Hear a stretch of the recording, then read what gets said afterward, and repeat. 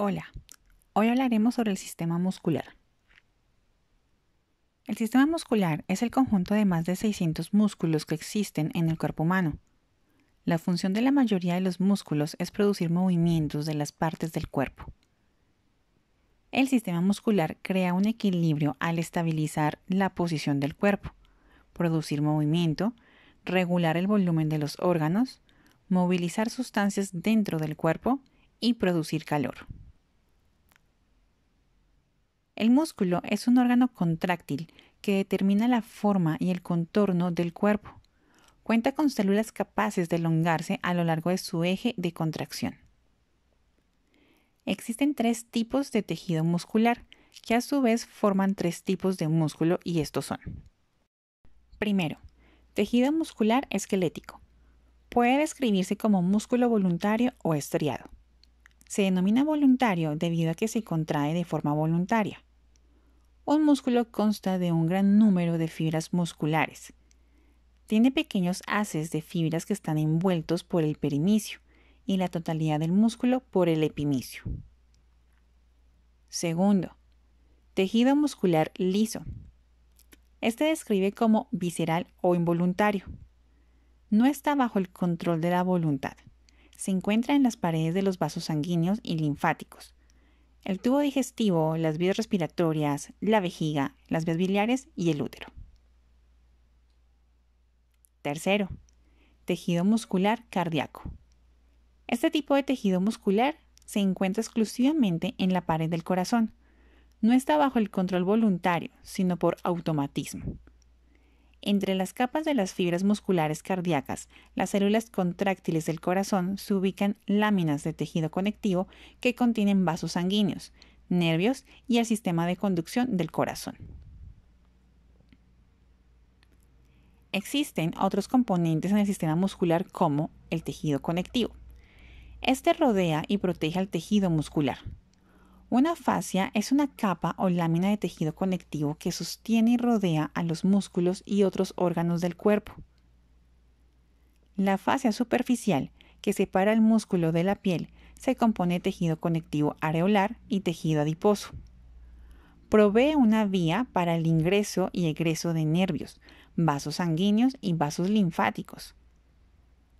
La fascia profunda es un tejido conectivo denso e irregular que reviste las paredes del tronco y de los miembros y mantiene juntos a los músculos con funciones similares. Desde la fascia profunda se extienden 3 capas de tejido conectivo para proteger y fortalecer el músculo esquelético. La más externa de las 3, el epimisio, envuelve el músculo en su totalidad.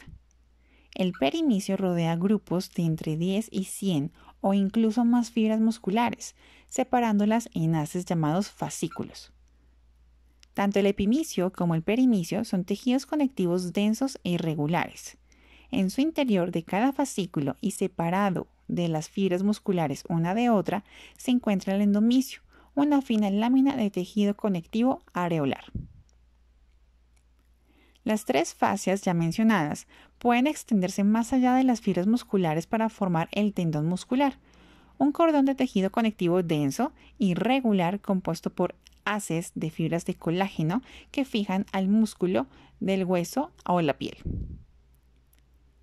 Cuando los elementos del tejido conectivo se extienden como una lámina ancha y fina, el tendón se denomina aponeurosis. El sistema muscular está formado por células especializadas en la conversión de la energía química en fuerza contráctil, capaces de estirarse sobre su eje de contracción. La célula se encuentra cubierta por una membrana estimulable llamada sarcolema, mientras su citoplasma se denomina sarcoplasma, y en ella existe un gran número de mitocondrias grandes y muchos gránulos de glucógeno, y una característica especial es la presencia de filamentos proteínicos contráctiles, los miofilamentos. Estos se encuentran por toda la célula y solo son visibles en el microscopio electrónico. Se clasifican en 2 tipos, finos y gruesos. Los filamentos gruesos consisten en una proteína de actina, de forma fibrilar, aunque también puede ser de forma globular. Los filamentos finos consisten en otra proteína, la miosina. Cuando los miofilamentos se agrupan se conocen como miofibrillas. El movimiento corporal ocurre gracias al sistema musculoesquelético. El músculo, al contraerse, mueve las articulaciones a través de sus inserciones óseas, ya sean directas o mediante tendones.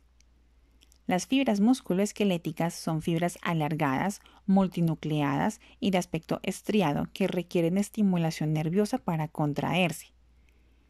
Tal estimulación la proporcionan las neuronas motoras alfa, que se encuentran en el asta anterior de la médula espinal.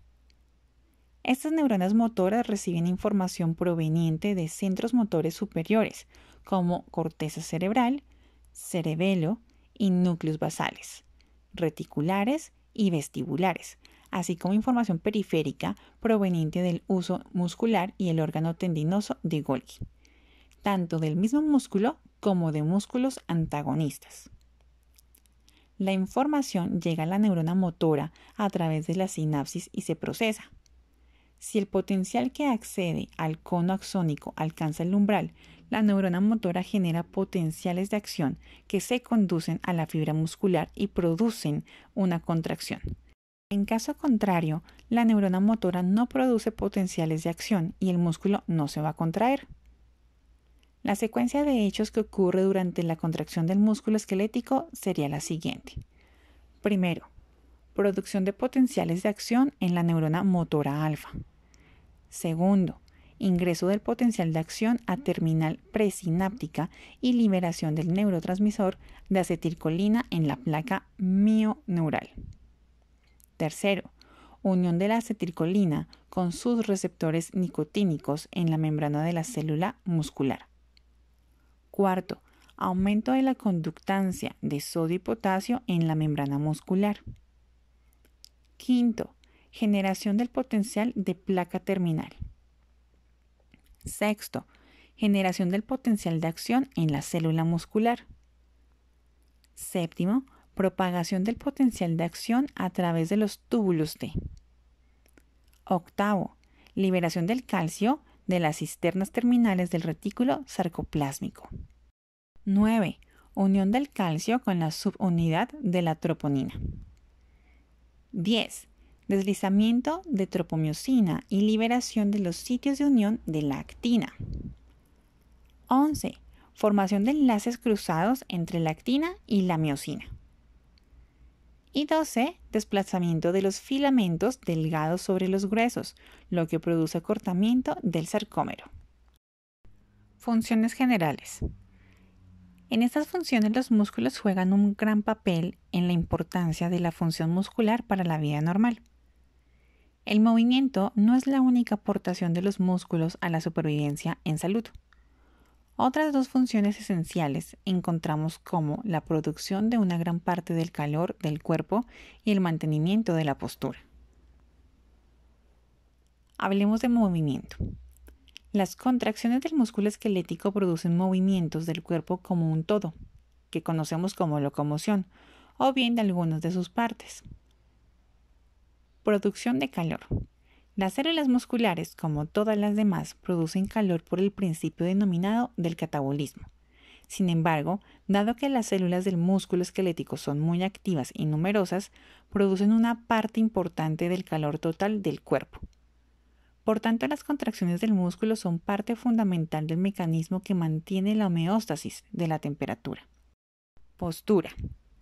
La contracción parcial continua de muchos músculos esqueléticos permiten estar de pie, sentarse y otras posiciones mantenidas del cuerpo.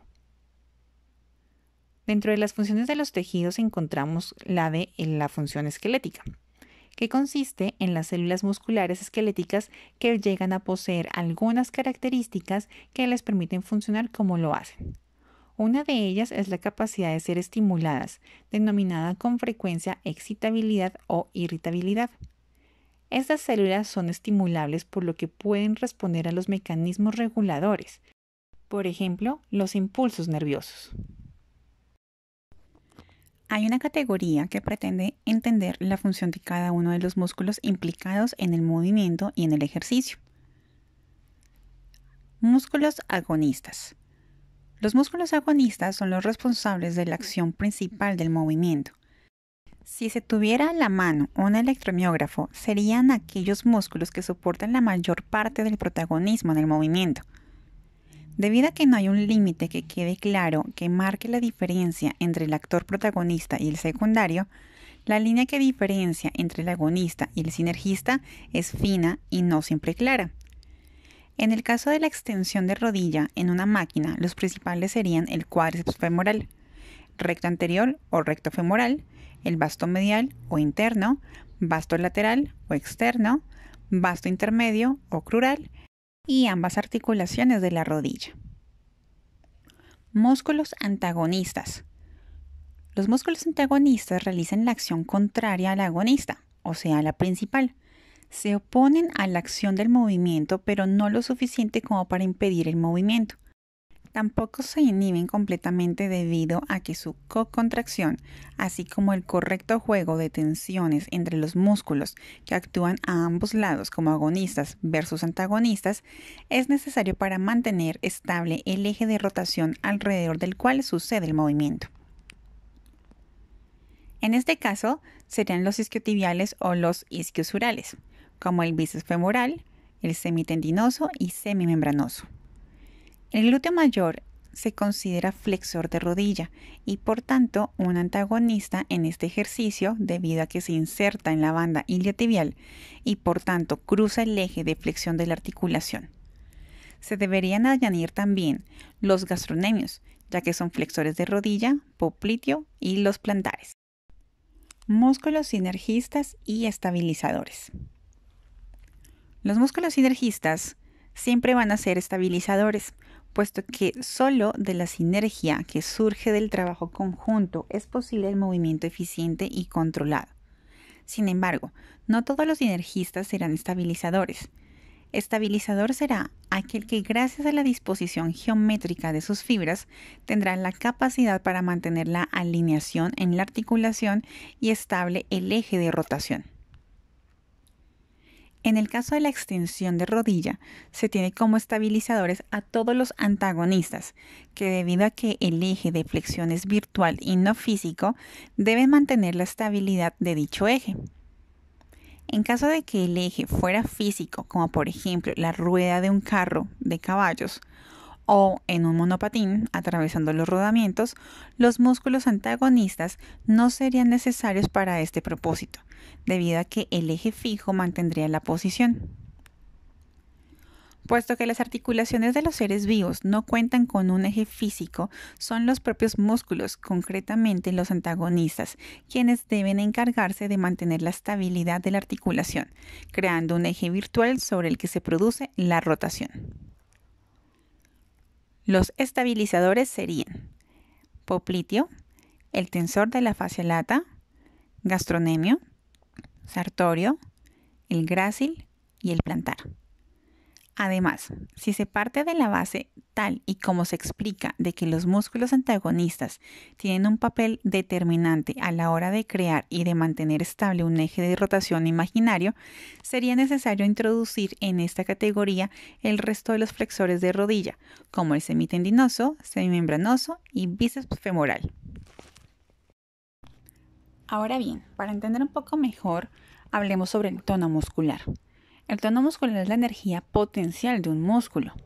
Incluso cuando están relajados los músculos presentan una ligera contracción que limita su elasticidad y ofrece cierta resistencia al movimiento pasivo. Cuando un músculo está contraído, aumenta su tono. La contracción fija la articulación y entonces costará más moverla. Cuando está relajada sucede justo lo contrario. Para que un movimiento resulte armonioso a la vez que se contraen los músculos que lo ejecutan, o sea, los agonistas, deben relajarse los que se oponen al movimiento, o sea, los antagonistas.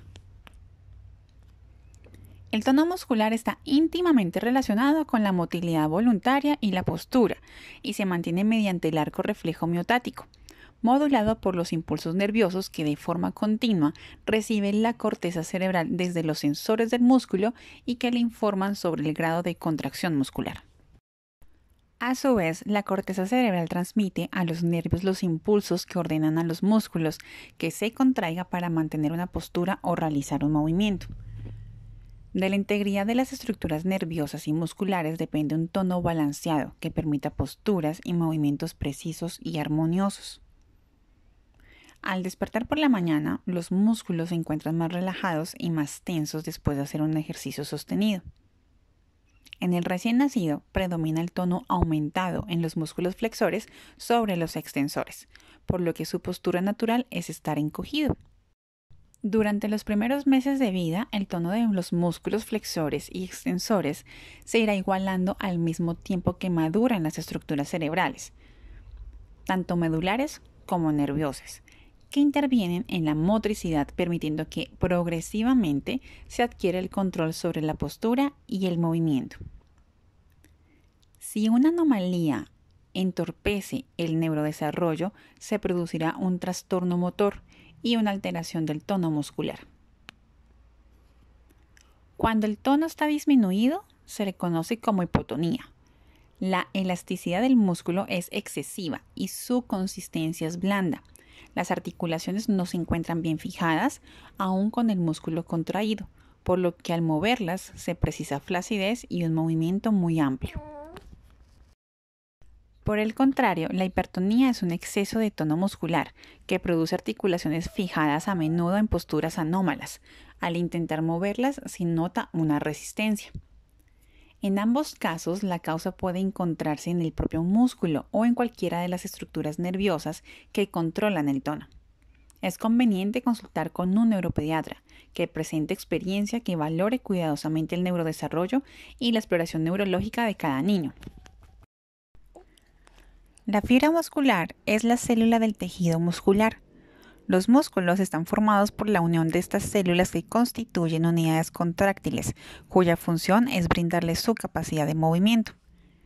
Las fibras musculares se dividen en tres tipos: las lentas o rojas, las intermedias y rápidas o blancas. También se les denomina de tipo 1, tipo 2A y tipo 2B respectivamente. Los músculos están formados en su composición por esa variedad de tipos de fibras, pero en proporción a la utilidad del músculo. Por ejemplo, los músculos posturales presentan mayor cantidad de fibras de contracción lenta, mientras que los músculos de fuerza y velocidad tienen más fibras de contracción rápida. Existen distintos factores que determinan las cantidades de estas fibras. Uno de ellos es la genética. Aunque no hay que olvidarse de los factores como la capacidad de adaptación del individuo al entrenamiento. Un tipo de fibra no puede convertirse en otro, solo se puede adaptar esas fibras a un determinado entrenamiento. Fibras de contracción rápida. Este tipo de fibras son también llamadas como tipo 2B o blancas. Este tipo de fibras se activan cuando se realiza un ejercicio anaeróbico, es decir, de alta intensidad y de corta duración. Son capaces de generar mucha energía en un periodo corto de tiempo, tienen menor número y cantidad de mitocondrias en el citoplasma, poseen un mayor diámetro y número de miofibrillas, por lo que generan mayor fuerza. Están poco vascularizadas, ya que no necesitan oxígeno para obtener energía. Se fatigan rápidamente, ya que el sistema energético anaeróbico se gasta de inmediato. Su principal fuente de energía es la glucolítica. Fibras de contracción lenta, o también conocidas como tipo 1 o rojas. Este tipo de fibras se activan cuando se realiza un ejercicio aeróbico, es decir, de intensidad media y larga duración. Tienen una actividad enzimática de la miosina no tan alta, puesto que utiliza el oxígeno y otro tipo de nutrientes como vía de energía. Tienen mayor número y cantidad de mitocondrias en el citoplasma. Su vascularización es elevada debido a la necesidad del oxígeno. Se fatigan menos, ya que sus fuentes de energía no se agotan fácilmente, que vienen siendo la glucosa y las grasas. La contracción es lenta y no tiene tanta fuerza como la de la contracción rápida. Su color rojo se debe a la cantidad de mioglobina y capilares sanguíneos que tiene. Fibras de contracción intermedia. Las fibras de contracción intermedia también son conocidas como las tipo 2A. Tienen cualidades intermedias entre las rápidas y las lentas. Tienen un diámetro intermedio, también presentan una tonalidad roja, son capaces de contraerse a una velocidad rápida y tienen una resistencia moderadamente alta a la fatiga.